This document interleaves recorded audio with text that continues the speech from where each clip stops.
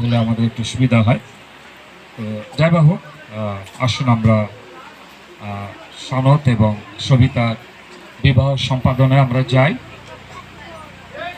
শান্ত হয়ে বসবো।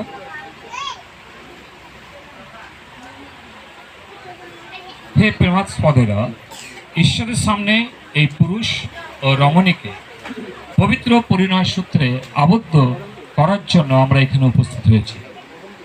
এই শুভ সম্বন্ধ ঈশ্বর প্রতিষ্ঠা করেছেন এবং আমাদের কাছে তা প্রভু যীশু খ্রিস্ট ও তার মণ্ডলীর নিগুণ যোগের নিদর্শন স্বরূপ।